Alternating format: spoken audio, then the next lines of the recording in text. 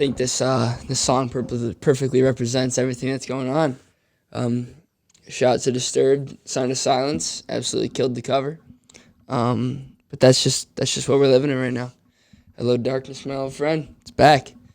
What's up, everybody?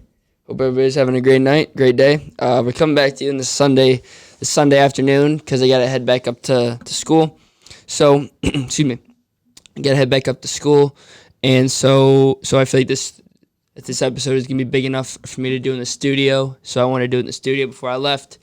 It'd be a special Sunday episode of the Underground MMA show. Even though there's nothing really special to talk about. Now, I'll just address the elephant in the room to start. Things happen. It's a fight. In fights, anything can happen.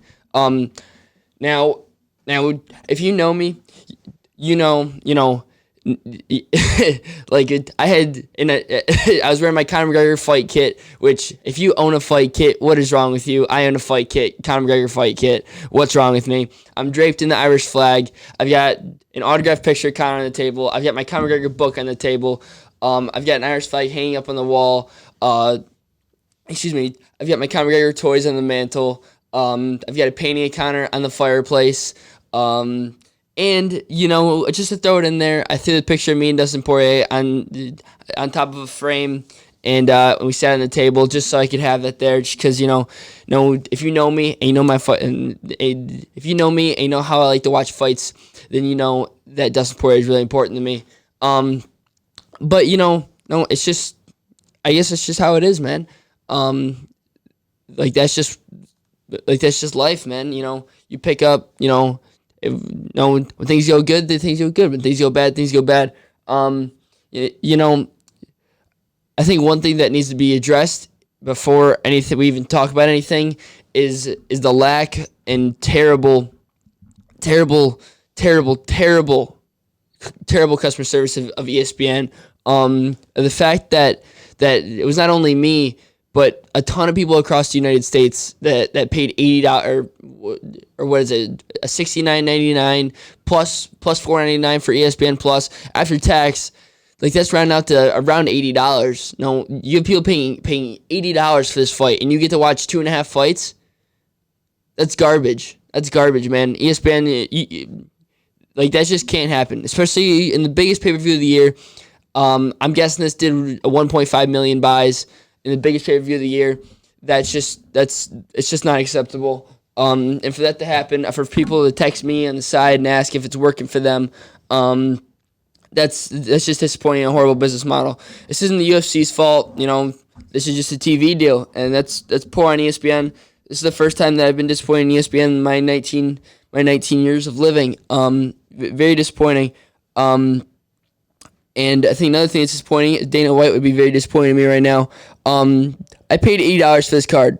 I was going to watch every single fight, however I had to watch it. And that just meant that as soon as the main card started, I had to legally stream it. I've got people over my house, man, and I'm not... It's embarrassing if I'm like, I talked this up, and I say how much of a great company UFC is, and they just go out there and just absolutely just decimate everything I said. It's embarrassing. I'm sorry, Dana White, but I had to stream the first 3 fights. Now this is honestly going to go down as probably the most illegally streamed fight card of all time. There are people who pay money to watch Amanda Hebos fight. There are people who pay money just to watch, Joanne Calderwood fight. I mean, I don't, but I mean, still, if I pay that money, I want what I pay for. And for that to happen, absolutely terrible. If you think if you bought the fight and you think you're going to get a refund, just please think again. You know that the UFC is not refunding money. You know that ESPN is not refunding money. This is 2 of the best companies in the world, and they're good at it because they've got such a monopoly. And it's not going to happen. You will not be getting your money back.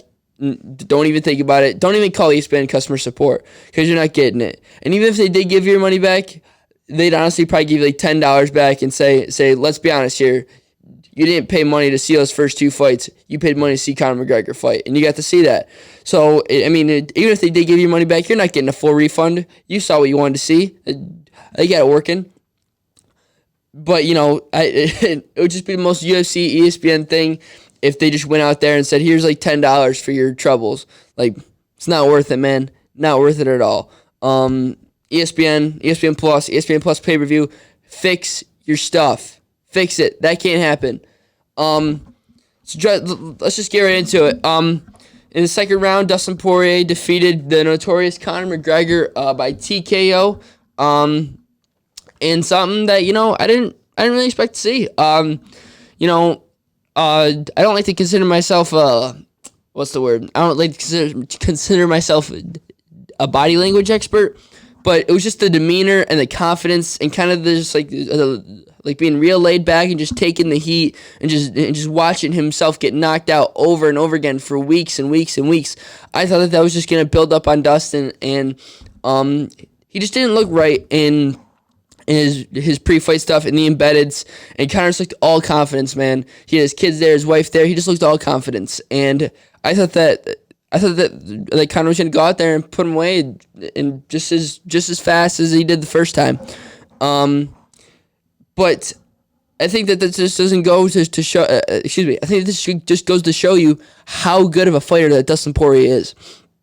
Now, if you're a fan of the UFC, because I know there's a ton of casuals who watched that fight last night and are going to think, oh my God, Conor's lost to this Dustin dude. Who is this dude?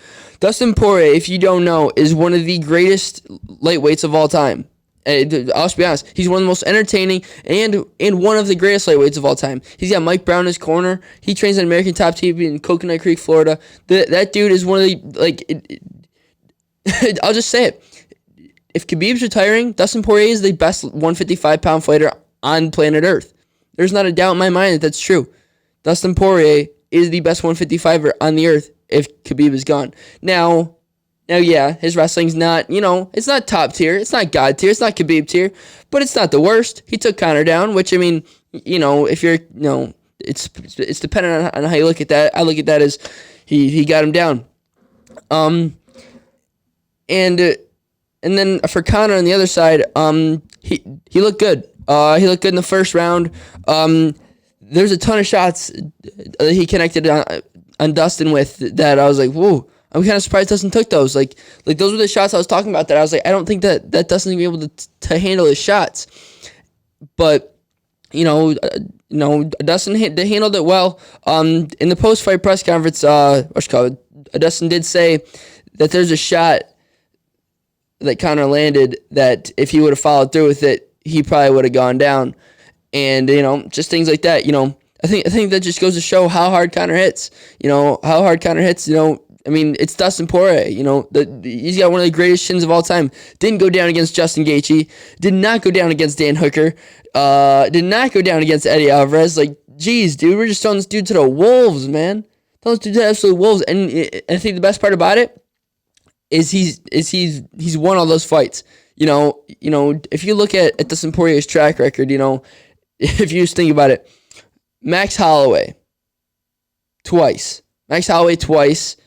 He beat Conor McGregor, beat Eddie Alvarez, beat Justin Gaethje, beat Dan Hooker. He lost to Khabib, who hasn't. Beat Anthony Pettis when Anthony Pettis was still way up there. I just don't know how long it's going to take for him to get the respect he deserves. And, me being a Conor fan, it hurts that it's going to be the Conor fight that's going to have him, finally get some respect out of these fans. But at least Dustin's finally getting the credit he deserves. If you don't know Dustin's story, you don't know that he dropped out of high school in 9th grade to be a fighter. And, he was constantly in jail. He's married to his wife, who's been with since, 18, 20 years old, something crazy like that. They have a daughter, Parker, back home in Louisiana. He's a phenomenal fighter. He is a phenomenal fighter. And at that, he's also a phenomenal husband, a phenomenal father. So I think that this is Dustin's coming out party, really. I think that this is really going to show the world, dude, this was awesome. Dustin Poirier is a beast. Dustin Poirier is a dude who, if we're being honest, I think can do a 1.5 million buys with Chandler. or no, excuse me, not 1.5, but if Dustin Poirier fights Chandler for the belt next, which we'll also get into that, I think that does 1 million buys. Dustin Poirier is a superstar. Now sure, he's not, no, there will never be another Conor McGregor. There will never be another Jorge Masvidal. Or excuse me. There will never be another Conor McGregor. There'll never be another Ronda Rousey. But, Dustin Poirier's up there with, Jorge Masvidal level draw, and sure, it's obvious that whenever Conor comes around, it's always the spotlight's on him. And I think next for Conor, I think he's only got a couple options. I think that the fight that makes the most sense, at least in my mind, is a fight with Nate Diaz. Nate Diaz 3, closing out that trilogy. I think it makes sense for both the fighters. Nate Diaz is coming off a tough loss back in November 2019 to Jorge Masvidal, where, for being honest, he got absolutely pieced up to the point that the doctor stopped the fight. He's got so much scar tissue. And I think that for Conor, I don't want them, throwing Justin Gaethje right in there. I don't think that Dana White wants to do that either. I think at this point, there's only a couple people in the company. Excuse me. There's only a couple people in the company who, in my opinion, are bigger than belts, and those two are Conor McGregor and Jorge Masvidal. Now, and don't get me wrong, I know wholeheartedly Conor wants his belt back. I know wholeheartedly Jorge Masvidal wants that belt, but at the same time, they're there to get paid.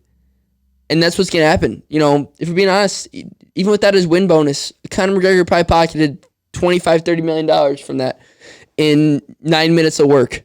9 minutes of work, $30 million. Absolutely insane. And I think that, that it's the same for Nate Diaz. He's not really a legit contender anymore. At the same time, don't get me wrong, Nate Diaz is a phenomenal fighter. He's one of the craziest, coolest dudes we've ever seen in the company. But at the same time, I don't think he's ever going to touch a belt. I don't think he's ever going to touch top 5 again. So I think for him to fight Conor next, it makes sense for both of them. I feel like it's a good way for Conor to get some octagon time. It's a huge draw, man. That's another one that does 1.5 million buys. People want to see Conor Nate Diaz 3. People know who Nate Diaz is. People know who Conor McGregor is. That sells like crazy. Absolutely sells like crazy. And I think that that's what's got to happen next. I think Dana White should be foaming at the mouth at the fact that this is literally the most perfect opportune time for this fight to happen.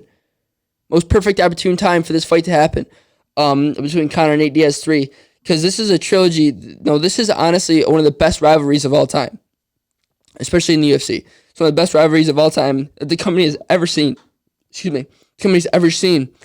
And I think that there's no way that both these fighters can retire or leave the fighting world without having a true winner of this trilogy. You have Conor go out there and on 2 weeks' notice fight Nate Diaz, a dude who's taller, a dude who's bigger. Now I'm not making excuses, but and Conor lost that fight. May best man win, like always.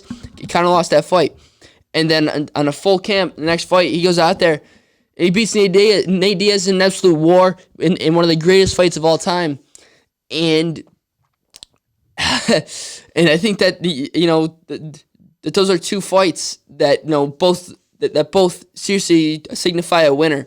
You had Nate actually win the fight, knocked him out, didn't knock him out, he made him tap, and then you have Conor, who won an absolute war across 25 minutes when his cardio, his stamina isn't supposed to be the greatest thing ever, and you've got Nate Diaz who can go 25 minutes, doesn't care what anybody thinks, just an absolute dog.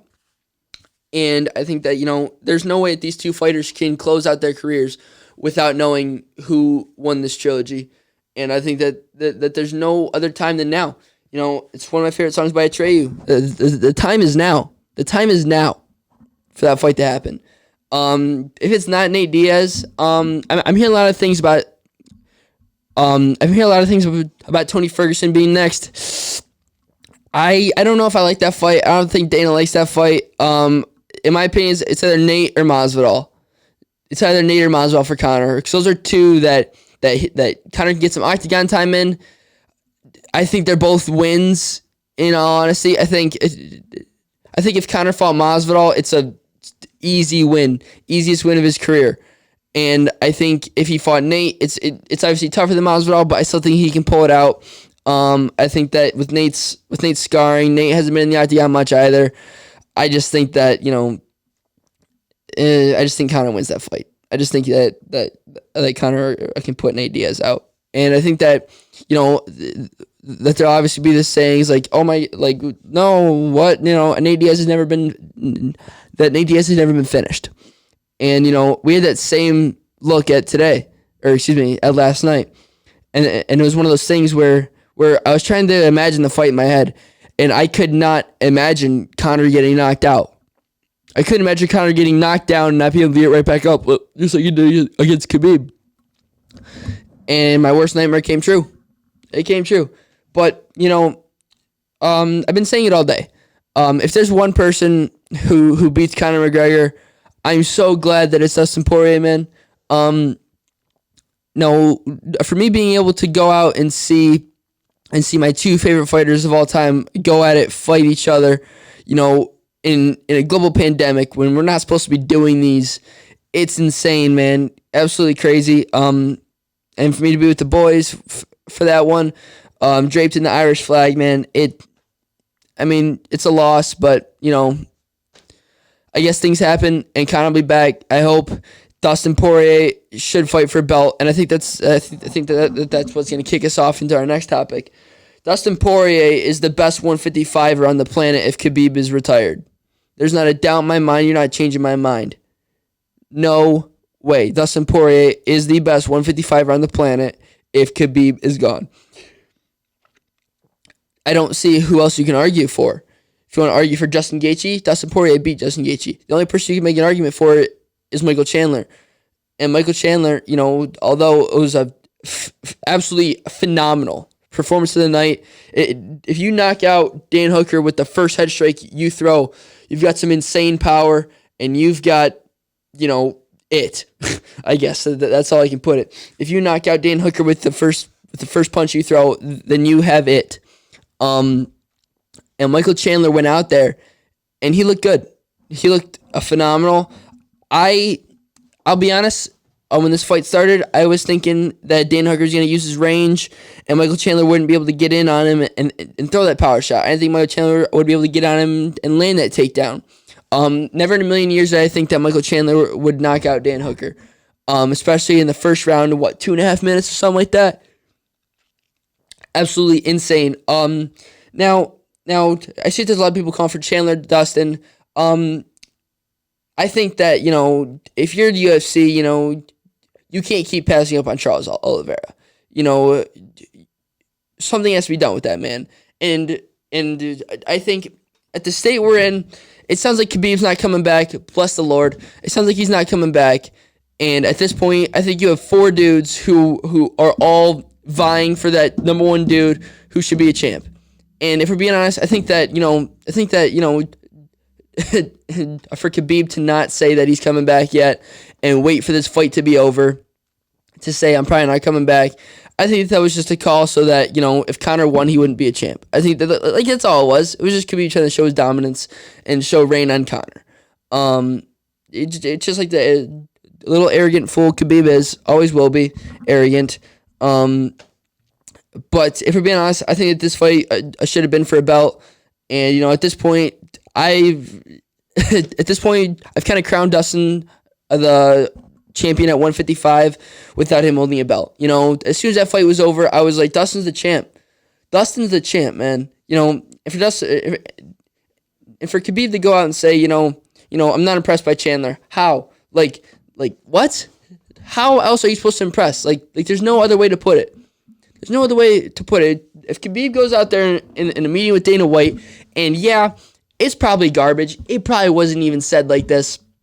But if Khabib goes out there and says, these 2 fighters have to impress me, how didn't they impress you? How didn't they impress you, Mr. Khabib? You have Michael Chandler go out there, making his UFC debut under it's honestly probably, it was probably one of the most, it's probably one of those highly touted UFC debuts of all time.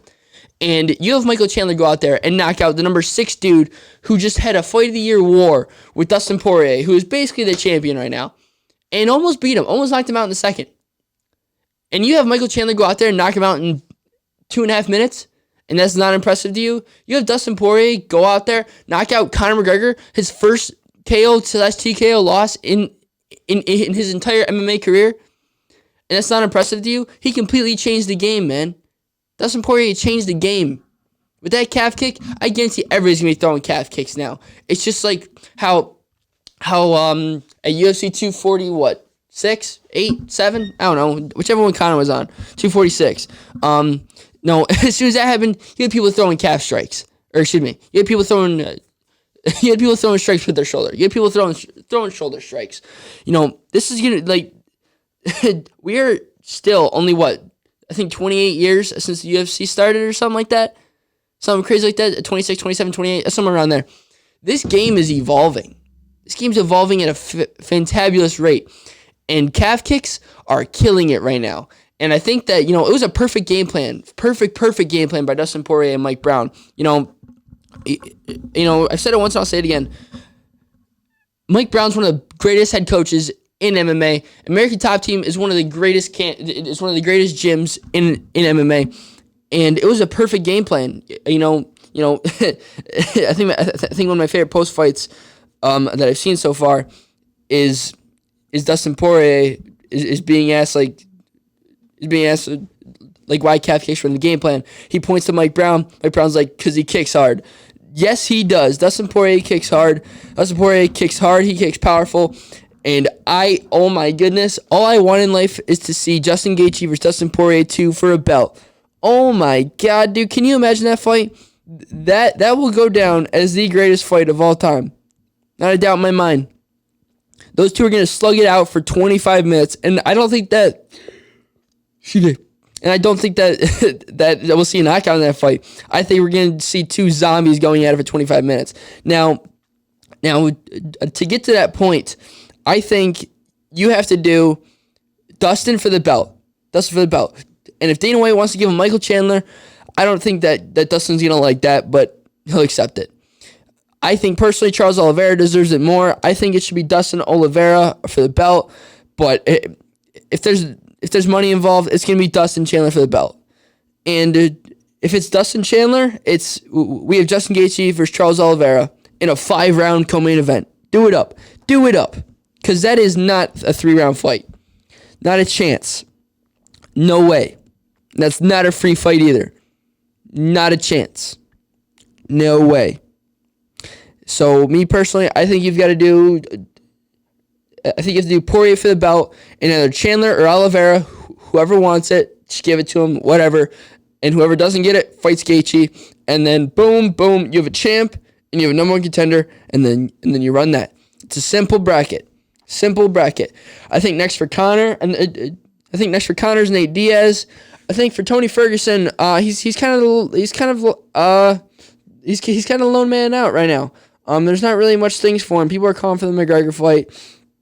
I don't think that's a good fight for Tony. I don't think it's a good fight for Conor. I don't think that Dana White likes that fight. And for Dan Hooker, he's also in a weird spot. I'd love to see Dan Hooker versus Paul Felder too.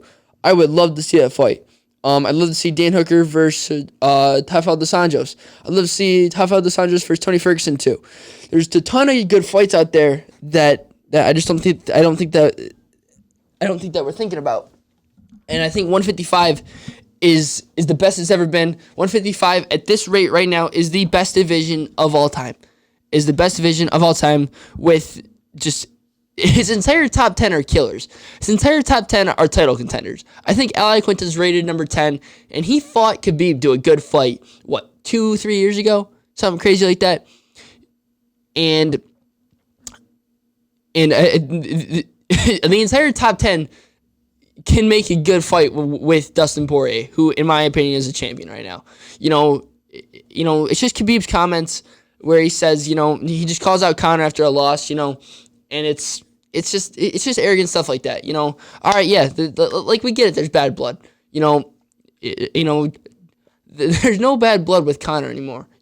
He's admitted that all his antics were to sell fights, and guess what? It's exactly what he did. And Conor is living the life. He's living the perfect life because of his crazy antics. And now he's got 2 kids. He's got a third on the way. He's a third on the way, and I think that he's kind of done with that. He wants to lay back. He has everything. Conor McGregor has everything. He runs the fashion business, August McGregor. He runs the strength conditioning program, McGregor Fast.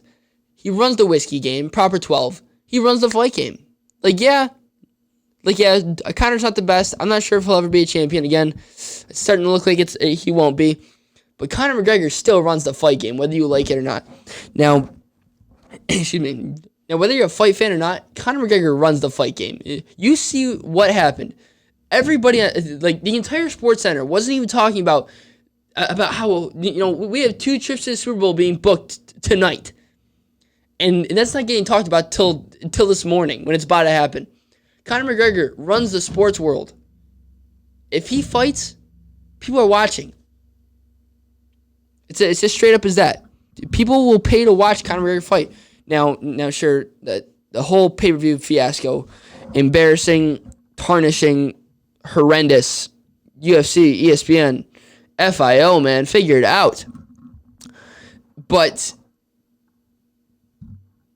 Conor McGregor runs the fight game. It's as simple as that. Simple as that. Now, I know there's going to be a ton of people who are upset with this, who are upset with UFC and ESPN not getting their money back. But this still did 1.5 million. It probably did 1.5 million buys. It will be, unless, and the only one that'll be close, which I still think is only going to do 1.3 maybe, is John Jones and Israel Adesanya. That's a fight that does close to Conor numbers. But that's the only fight near in this time span, in this span of the year. That's the only fight that will get close. There's probably not going to be, unless that fight happens, there won't be another fight that tops 1 million buys this year. There won't be. Unless Conor McGregor fights. That's it. He runs the fight game. If you're telling me that, if you're listening to me talk right now, and you're telling me that you will not pay $75 or $80 or whatever it is to watch Nate Diaz 3 against Conor McGregor, you're lying to yourself, you're an imbecile, and you're probably going to legally stream it, and Dana White's going to catch you, and then it'll be really bad for you. So don't do that. Don't do that. Don't legally stream fights unless ESPN goes down like it did this last night. And then moving on to the Chandler Hooker fight, as I already spoke on, Chandler looked insane. In the narrative that that fighting in Bellator is the B League should just be tarnished, absolutely gone. It's gone. It's fake. It's stupid. It makes no sense. It's gone. If you're a professional fighter and you're good, you're good. I don't care who you fight. If you're Michael Chandler and you have all the Bellator records, why keep fighting there? Just move on, and that's what he did. And he pocketed probably a ton of money from this fight, and he got a ton of fans, a ton of exposure, and he's killing it right now. He's probably flying home right now on cloud 9. No pun intended. He's flying home on cloud 9. He had the perfect opportunity, and he capitalized it perfectly. Knocking out Dan Hooker in 2.5 minutes is insane. Next for Dan Hooker, man. Dan Hooker's on a poor run. A loss against Dustin Poirier in a war. It was probably, this is probably just because it was Dustin Poirier, but it was my favorite fight of the year. It was my favorite fight of the year. I'm going to pull this up. Pull up the rankings. It was my favorite fight of the year. And then you go out there and you have a tough test against Michael Chandler, who granted, Dan Hooker was the favorite. I think he was just the favorite because of the whole narrative of okay, this is Bellator. He's in the B leagues. He's nothing, and that's just stupid. Dan Hooker was ranked at 6. And next for him, I wouldn't be upset to see him fight Al Iaquinta. Wouldn't be upset to see him fight Kevin Lee. I think that those are 2 fights that make sense for him.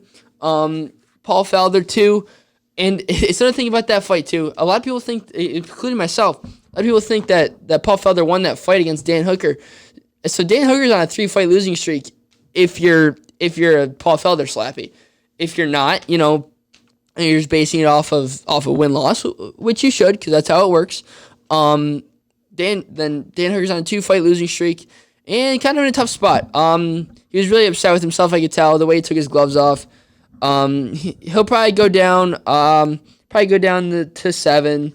Paul Felder stay at 8. RDA will go up to 6. Chandler will go up to 4. Conor McGregor will go down to. Tony Ferguson will go down to 6.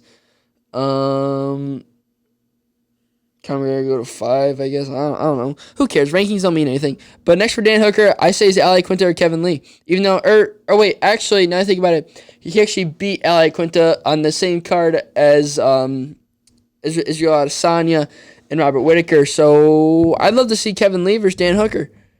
I think it's a good fight. I think it's a good fight for both of them. I think it makes sense for both of them.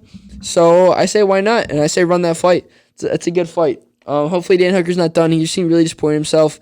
But I think that next for Dan Hooker is a long break.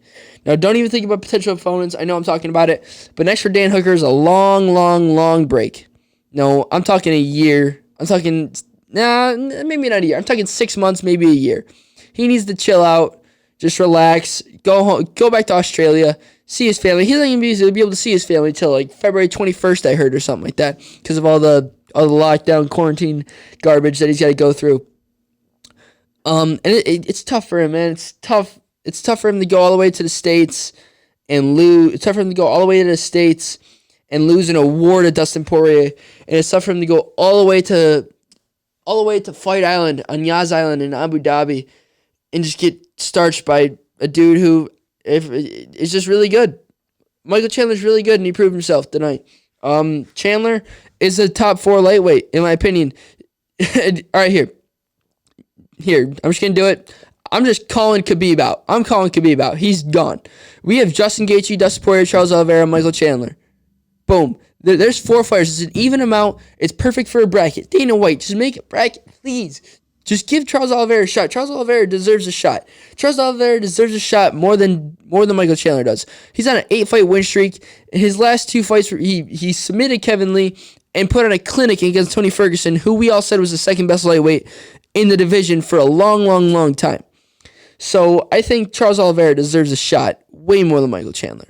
No disrespect to Chandler. It was his first fight, first time there.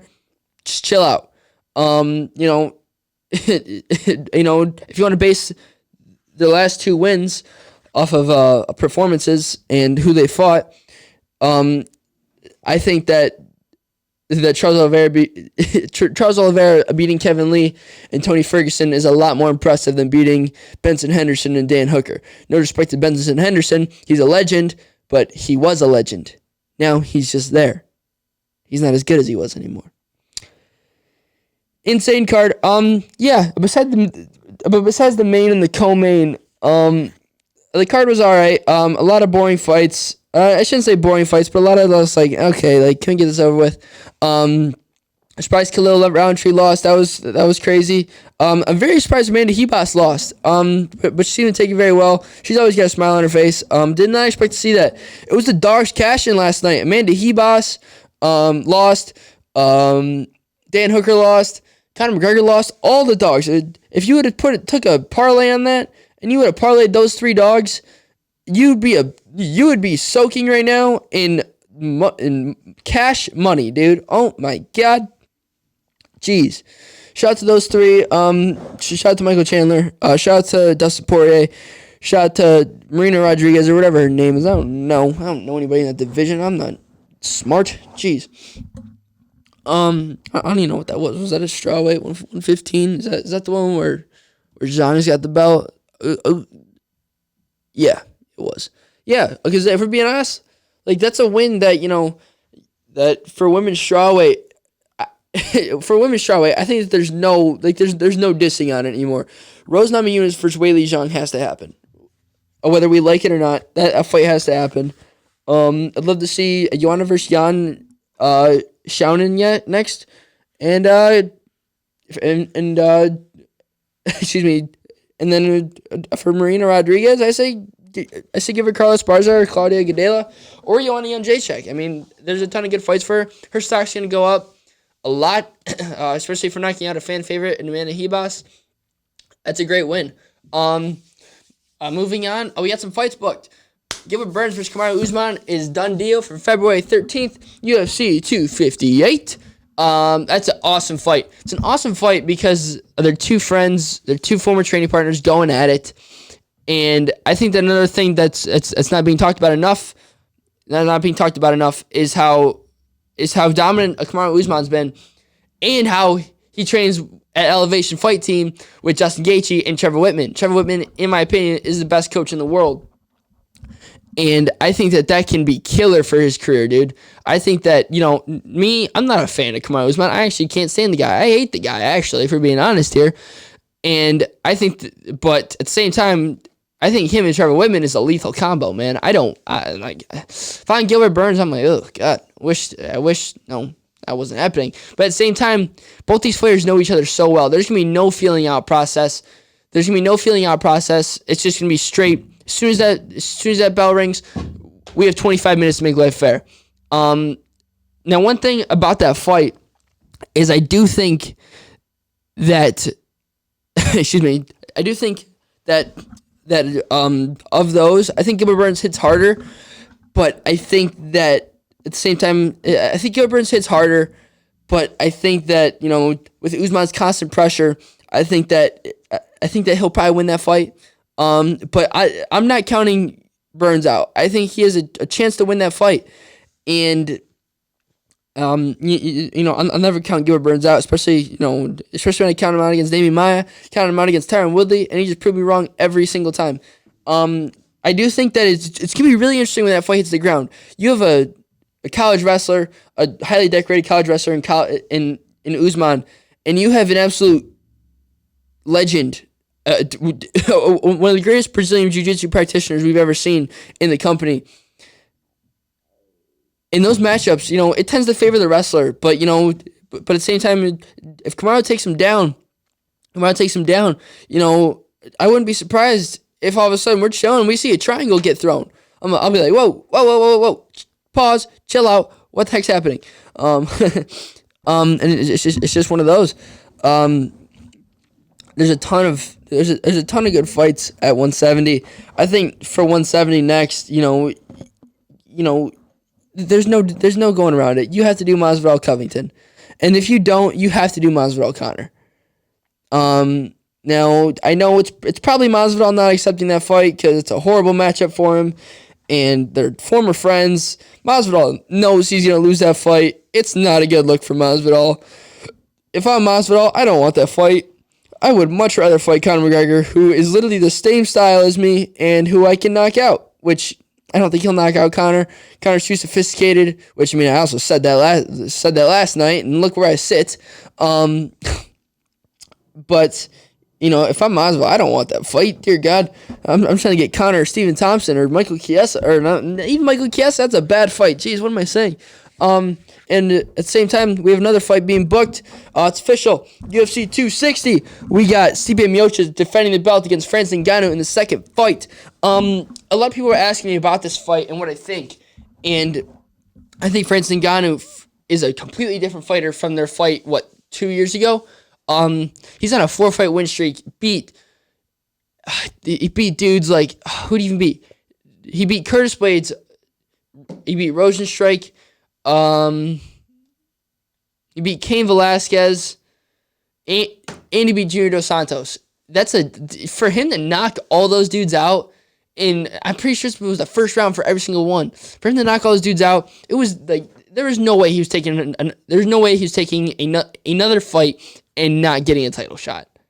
This fight had to happen, and if we're being honest, from 2018, their first fight, I think that was Stipe's prime. Now, don't get me wrong, Stipe Miocic is the greatest heavyweight champion we've ever seen. For him to go out there, lose to Cormier, go back, and beat him twice in a row, absolutely insane resume. Absolutely insane resume for him. And, but at the same time, I think Stipe lost that first fight because of the fact that his chin was so weak from Francis. And he lost that first fight. Chin got clocked in that first fight. And in the second fight, I mean, in my opinion, he was down 3-0, came back, and knocked Cormier out because of just a straight up phenomenal change in game plan in the fourth round there. And then he goes out there in a decent fight and beats Cormier again. But I don't think that Stipe's chin is near as good as it was, as strong as it was when he fought Francis the first time. And I think that Francis will catch him, because there were a lot of punches thrown in that first round that Stipe absolutely ate. And I don't think that his chin's strong enough to eat those punches again. Sorry, Stipe, you're a legend. I don't think that you'll be able to do it. If he proves me wrong, more power to him. And then the co-main event, we've got a fight that, dear God, we've got Alexander Volkanovski defending his belt against Brian Ortega in a fight for the age. Just kidding. This is a fight that it's interesting, man. I think Ortega's going to try and take him to the ground.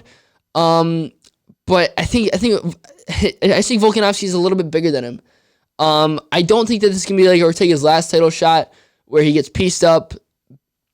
Excuse me. I think this is going to be like his last title shot where he got pieced up by Max. I think he'll have a shot in this fight.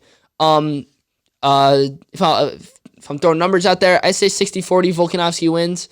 But at the same time, I think Brian Ortega can brawl. Brian Ortega outboxed the Korean Zombie. You're telling me Brian Ortega outboxed the Korean Zombie, and you're telling me he can't outbox Volkanovski? You're crazy. I don't think that Volkanovski can throw that many leg kicks, because I think if Ortega catches one of those, Ortega is honestly probably one of the he's not one of those dudes who absolutely insane and phenomenal on the ground. He's a BJJ black belt with Gracie Barra, and I think that that's a very, very, very winnable fight for Ortega. If I was betting my house on it, I'd probably bet my house on Volkanovski, but don't throw Ortega out. I think Ortega can win that fight, and then whoever wins that fight, there's no way that you can't give it to Max. There's no way you can't. Max in my mind is the champion of that division. He's just uncrowned, and Volkanovski's holding on his belt. Next time that fight happens, if it's against Brian Ortega or Alexander Volkanovski, Max Holloway will put on an absolute clinic and prove why he's the best 145er. As soon as Max wins his belt back, I personally think Max should go up to 155 and not start off so hard like he did last time. So started off against Dustin Poirier. He tried getting a shot at the interim belt. I don't think that he should do that. I think if he goes up, he should fight like a Paul Felder maybe, or a Dan Hooker if he's still around, Ali Quinta, Kevin Lee, somebody who he can, he can feel it out. Don't throw him to the best 155er in the world, except Khabib. Khabib was there. Don't throw him the second best 155er in the world to start off. Dude's a 145er, and he's built like me. Poor guy. Jeez. Sorry that had to happen to you, Max. You're a dog, and we love you. But yeah, UFC is looking good, man. The only thing that sucks for UFC is Dana White's probably really, really, really, really, really mad that Conor lost, because he just lost the chance at Khabib Conor 2. He just lost a chance at 2.5 million buys. Very, very sorry for that, Dana White, but I mean, I guess this is what happened. Oh yeah, a quick shout out. I donated some money to the Good Fight Foundation in honor of Dustin Poirier. If you're watching this, go to the Good Fight Foundation and just donate some money. I've been saying it forever. Dustin Poirier is one of the best dudes in the world. He's one of the best dudes in the world, best fathers, best husbands, best fighters in the world. Let's help this man out. He's done so many things to help people drink water, to help people to help people eat, to help people have shelter. It's just an absolute beautiful story for Dustin Poirier. Absolute beautiful story for Dustin Poirier. For him to start where he was and finish where he's at right now. And he's not finished. He's 32 years old. He just turned 32. And if we're being honest, I think he's entering his prime right now. I think right now I think his next fight, if it's against, I think his next fight, whether it's against Chandler or Gaethje or Charles Oliveira. I think, or if it's against Conor, which please, dear God, do not let that happen. Oh my God, that would be horrible. I think that Dustin Poirier is entering his prime, and I think that all those fights, I think Dustin Poirier wins. I don't think that there's a dude at 150. I mean, like there's dudes at 155 who can beat him, but if we're being honest, I think he beats everybody in that division at least 7 out of 10 times, and I don't think that we're gonna see Dustin Poirier fight Charles Oliveira 10 times. So that's just what I'm going with. Hope you guys like this episode. It sucks seeing Conor lose, seeing Conor go down. It's really tough. But hey, I mean, it's just what happens, man. It's the fight game. Things happen. I know Conor will be back. Owen Roddy's a beast. John Kavanaugh's a beast. Conor McGregor's a beast. Shout out to D. Devlin. Always being there for Conor. Shout out to Conor's 2.5 kids. The third on the way is going to be a champ. It's awesome, man. It sucks that this is the outcome we had. But, I mean, hey, no, it's like you've been saying all day. If there's one fight for Conor to lose, I'm so happy that it was Dustin Poirier. Couldn't have gone to a better person. Dustin Poirier is going to get 1 million pay-per-view buys in his next fight. Dustin Poirier is probably the best 155er on the planet right now if Khabib's gone. Thanks for listening. Everybody tune in. We got fights in 2 weeks, I think. We got Overeem Volkov. Should be an interesting card. I don't even know what the card is. Oh, wait. That's got Corey Sandhagen, Frankie Edgar on it. Don't understand that fight. Thought Corey Sandhagen was going to go fight TJ, but I think if Sandhagen wins that, then he should be the number one contender. And TJ Dillashaw's back. I see match him up with Jose Aldo. That's all I got for today. I'll see you guys hopefully next week. Or yeah, I'll see you guys next week because this channel is going to make me be who I am. This channel is my everything. I've given this channel so much. I'm not going to quit now. I'm not going to quit until I'm working for the UFC. Shout out to Dana White for making things happen. Shout out to Conor McGregor for being a dog. Shout out to Dustin Poirier for being a dog. Shout out to Michael Chandler for being a dog. Shout out to Dan Hooker for being a dog. I'll see you guys next week. You guys have a good one.